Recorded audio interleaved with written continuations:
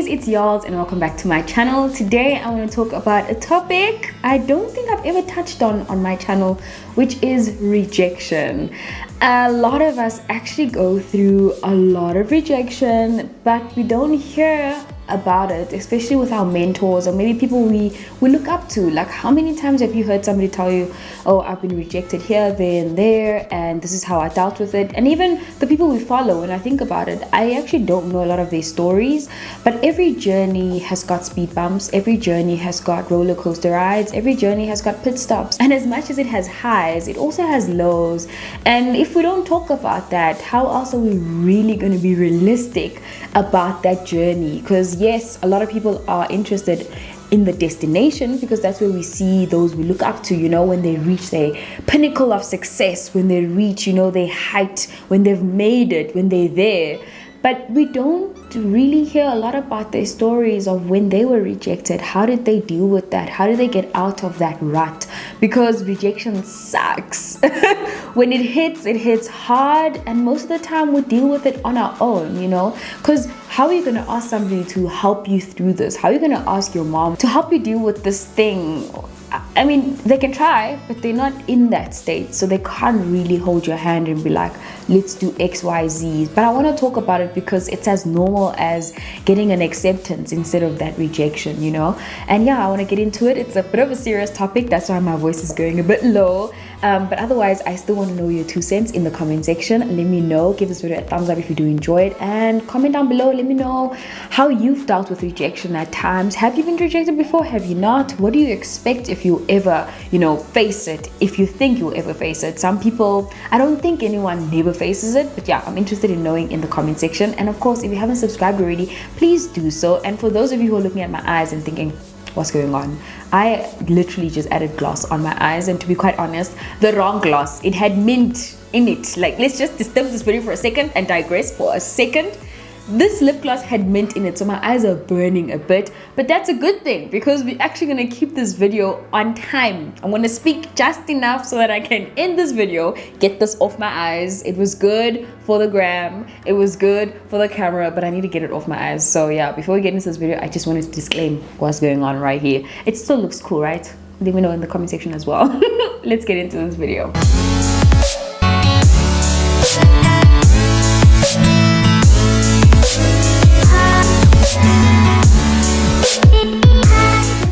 I had to face rejection face to face was my high school application. So in high school you actually go for your interviews. While in grade 7 you go for your high school interviews if you want to. I don't know if every school does this, but in Cape Town, most of the schools that I applied to, I actually had interviews, and I got interviews to all of the schools I applied. I think it was 5 schools that I applied to, and I only got accepted in 3. So out of the 5, I got accepted in 3. Now, I wasn't heartbroken about one of the 5, but the one school that I really loved, when I did my open day tour and I checked it, I could see myself there.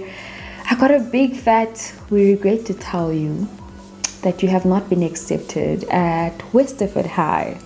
My heart sunk, and my mom had to actually break the news to me, and I asked to read the letter. When I read it, it said exactly what she said, that I haven't been accepted. I think she was actually nicer about it. And I cried. Went to bed and I cried, and I believe I probably slept right then and there. It was in the afternoon, so I just slept and I woke up the next morning. I wasn't okay, to be honest. The next rejection was universities. I applied. I thought I'd be a UCT student. I was a great student, I believe. And I've chatted about this before. I was pretty smart in high school. So I thought, so my UCT student, I'm gonna be cool like that. UCT was around the corner from my high school where I ended up going. In fact, I actually don't regret going and attending the school that I did because it was fantastic. It was just for me, and even though it was the next best choice, I do believe I was meant to be at that school. Best high school years of my life, and I really enjoyed it. So applying at UCT, I was like, my school is literally on the same road as UCT. It's inevitable. My friends got accepted at UCT. I didn't. I went to the university I didn't want to go to, AUWC, guys. And I used to think so badly of this university. I did not even think it could produce a woman like me, okay? And women that I look up to today. And when I think of it, actually, the finance department is one of the best in the country. But I got to learn that much later when I was there. I just remember getting that letter from UCT. After we got our results, our matric results, I was still thinking, no, definitely got it. I passed very well, blah, blah, blah. Boom, rejection. Guys. On the one side, I'm happy that I passed. And I passed really well. On the other side, I'm rejected by one of the best universities in the country, and a university I saw myself in. I would go there with friends. I had older friends because I worked, and I don't know if I've chatted about this, but I started working in like grade 11. So I had older friends who used to work with me at Ekajo, and they all attended at UCT. So at times, if I'm over at their place and they want to pop in at varsity, we'd go to the university campus, AUCT, and middle campus, lower campus, Tagwal. I was there, so I knew that lifestyle and I already enjoyed it.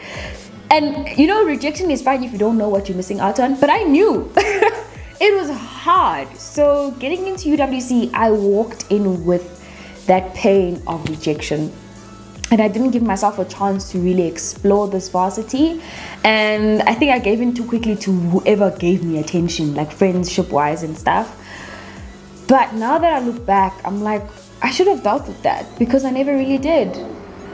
Every time I talked about universities, I always looked back, and I even used to say to my friends, I still wish I was at UCT. At the end of my first year, my results weren't good enough, but I definitely initially thought to myself, if I work hard enough, I'm still going to apply at UCT and try again.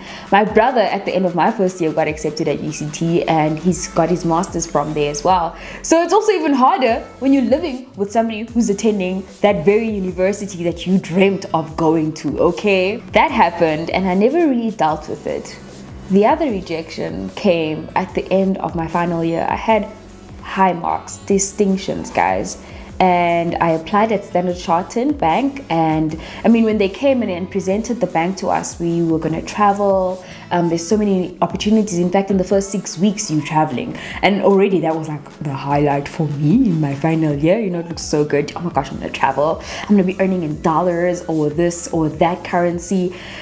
It never happened. I got a big fat letter saying, we regret to tell you. Wow. Now, the only thing I had here was a more mature version of Yolz, a version that could encourage her and a version that could actually deal with things. And I told myself, I'm not going to treat this like the UCT situation again, where I'm rejected and I always look back and I have this heaviness towards it, and I almost resent not ever being accepted and not given a chance at that university. This time, I'm actually going to find out why I was rejected. So I sent the email and I asked what happened, you know, because I wanted to know. That was the first practical step that I took. The second one was to actually pat myself on the back, knowing very well that I did well. I deserved a position there, but I didn't get it. And I told myself, well, it wasn't for you. What is for you will come. What is for you will be for you, and nothing can stop that. So that's how I took those first steps of actually just dealing with that and coming to the full acceptance that it's not there for me, and that whatever will be, will be. And that built enough hope for me to keep applying at different places. I applied with a new heart and newness, not with that heaviness of, oh, am I going to be rejected again? You know, sometimes it distracts us so much that even new opportunity comes and we don't see it. And even when the opportunity comes, you're still carrying that heavy burden of rejection, that it actually blocks that blessing, or you block it yourself. You become that obstacle and stumbling block to even what's for you, you know? So I threw it away. I was like, it's gone now. I got the email that actually came back very, very, very positive, saying it wasn't actually you. We were in full capacity. Your application was great. You were a fantastic student. And if we did have space, we would actually make space for you. In fact, when we do another round of selection, we will consider you. That made me feel good, but I kind of knew that it's a no. Like a no is a flat no, but it just did make me feel good knowing that it wasn't my marks. It just wasn't for me at that time. So I got closure. Sometimes we don't allow ourselves to close off that part and we create a void of questions. We're always asking, what was wrong with me? What could I have done better? What happened? And yes, it's always good to ask if you can. What happened? Can I know how I can improve? Sometimes you don't even get an answer back, but that's okay. You need to be the one telling yourself that just wasn't for you at that time, and that too is okay. But keep your mind open to new opportunities without the distraction of that rejection, because that will be what blocks it for you. That is what's going to make you perhaps even doubt your next application or not apply at all to the next opportunity that's waiting for you. So you really don't want to create that for yourself, especially in the mind. Like, a lot of these things are in our minds. We create a lot of our own opportunities and we block it too with our mindset. So you do need that paradigm shift. So after that, I started applying everywhere else, and that was now in September when I got that rejection, right near the end of my university final year.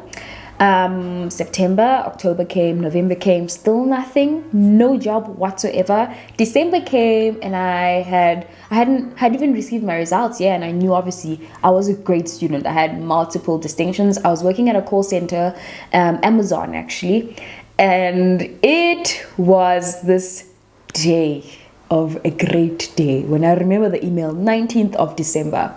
It's almost Christmas. People are already asking, so where are you going to work next year? Obviously, this is a temp job, right? This is a temporary job. So what's going to happen to you next year? What do you plan on working? Did you receive something? Oh my gosh. You get tons of those questions. People will always poke exactly where your pain lies. People will always poke at that little wound. And it's you who needs to make sure that you're constantly nursing that wound so that it actually heals. You want to make sure that that rejection heals. So when the question comes, it bounces off you, girl. So the question would come, and at the time I think I was over it. I was at a point where I was like, whatever will be. I know I'll be working next year. I had that hope and that newness in my heart, knowing very well that I know what God has planned for me. He has plans to prosper me, plans to give me hope, plans to give me a future, and his promises stand. And as long as that's there, things will work out. Surely on the 19th of December, things worked out. I got an interview at the first bank that I actually worked for, and I'm not sure if I actually ever chatted about this, but anyway, the interview day came. I got that email saying, we'd like to set up an interview with you on, I think, the following week of December. No, the first week of January, because we'd be back by then, blah, blah, blah. Long story short, you don't need to know the details. The day before the interview, I was on the internet, killing it with my searches. I wanted to know on YouTube, I wanted to know on blogs, I wanted to know on every article around how to kill an interview. Did I not smash that interview? Guys, even dress code, I even looked at examples on YouTube on what to dress, how to look, what colors to possibly wear. Guys, I went in so deep because I wanted to be super prepared. Got into that interview room, and from that day, I was told at the end of the interview, it was a panel interview, that I got the job. Preliminary, we'll still confirm via email. A few days later, I got a call and they told me my first salary. It was like a call that was basically telling me, Wuti, I'm in, but like we're already going into the details kind of thing. And I forgot completely about the first rejection. And I'm telling you now that the way in which I dealt with my last rejection in my varsity years was the best way I believe anyone could deal with rejection. Sometimes rejection is not necessarily for work opportunities or social opportunities. Sometimes it's heartbreak, when somebody tells you straight, I don't want to be friends with you, or I don't want to date you anymore. The best way to honestly deal with that is for you to look at what you want in life, what's good for you, what's meant for you, and truly believe in your heart that that will be, and that in this moment in time, this is what's not meant for you. Sometimes I struggle to understand seasons, but they're also a good way of getting over rejection. Understanding that seasons are there for a reason. They will always pass, they will always change. Some people come into our lives only to leave a few months later.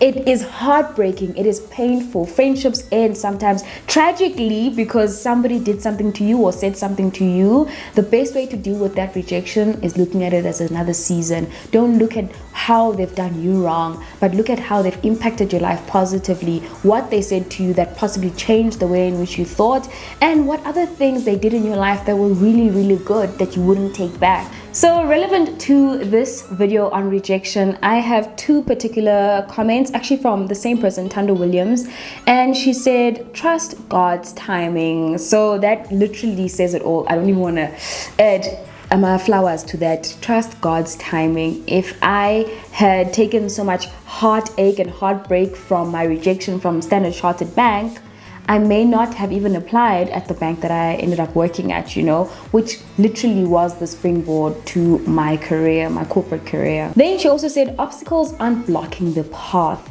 They are part of the path. Ooh, girl.